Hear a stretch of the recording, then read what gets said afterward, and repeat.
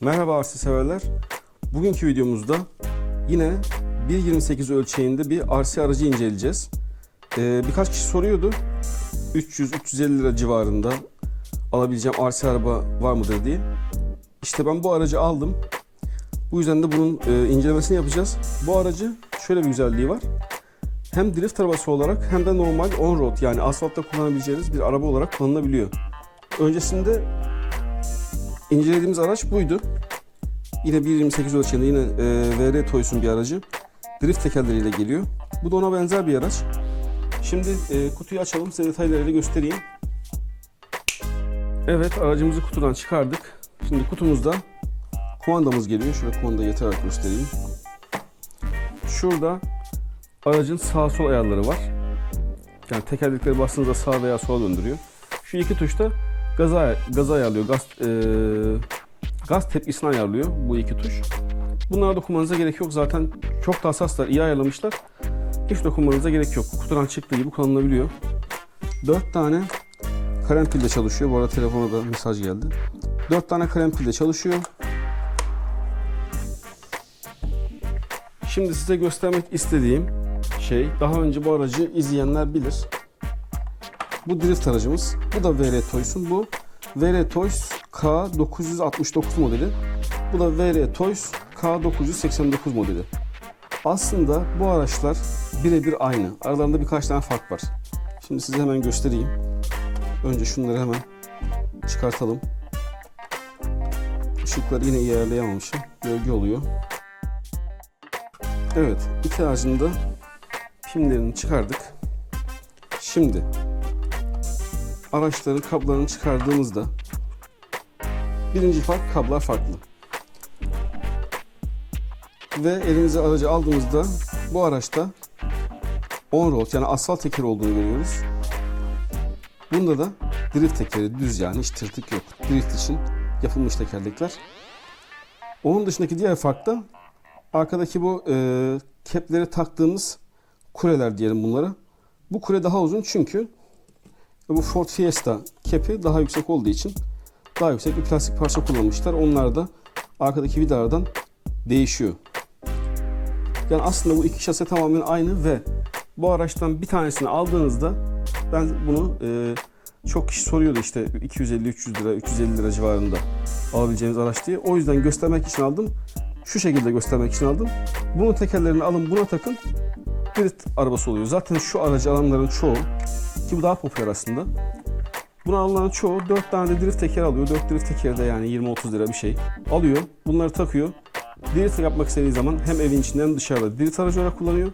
Veya ben hız yapacağım, süreceğim, hızlı dönsün, eğlenmek istiyorum diyorsa, daha çok yani hızlı şekilde hız yaparak eğlenmek istiyorum diyorsa bu on-road tekerleri takıyor, devam ediyor.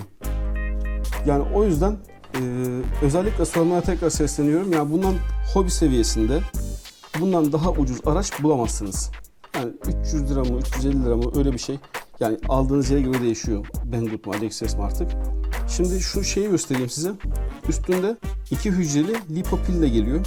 Bu pil 400 mAh ve 400 mAh'lik bu pille bu araç yarım saat boyunca çalışıyor. Yani çok uzun bir süre. Yarım saat gerçekten. Şöyle küçük bir pille. Ki bunun üstünde şurada gördüğünüz fırçalı motoru var. Burada. Yani bizim bildiğimiz, küçükken oynadığımız dinamoların biraz gelişmişi diyeyim size. Yani yansa bile ki fırçalı motorlar zamanla aşınıyor. Hani bir yılda belki gider.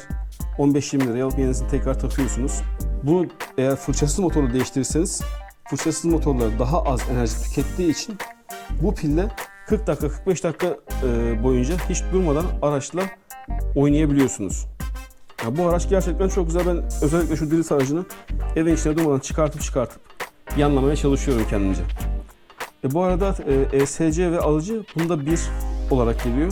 Servosu 3 kablolu, yani 3 kablolu servo olduğu için bunu fırçasız sisteme upgrade etmeniz daha kolay olur. Çünkü fırçasız sistemde 3 kablolu servo lazım. Bunda zaten öyle geliyor. O yüzden tekrar yeni bir servo alma derdinden de kurtuluyorsunuz.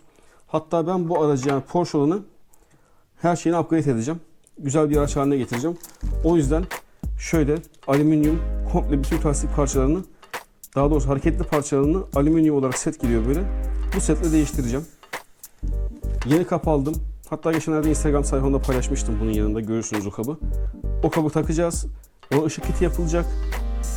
Üstüne fırçasız motor sistemi de aldım. Fırçasız SC motorun. Yani bu araç bayağı hızlı olacak. Hatta tutup bunu tekerlekleri buna takarsam 50-60 km hızlara da çıkabilecek duruma gelecek. Yani sonuç olarak videonun sonuna geldik artık. Bu araç ne alacağım diyenler için bulunmaz nimet. Hakikaten şimdi RC araçlar evet ucuz değil. En ucuz da bu. Şimdi hatta aracı size bir çalıştırayım şöyle. Önce her zaman kumandayı açıyoruz. Açtım kumandayı. Arabanın aç kapa tuşu burada. Şimdi aracı açtık. Ayrıca bakın şöyle.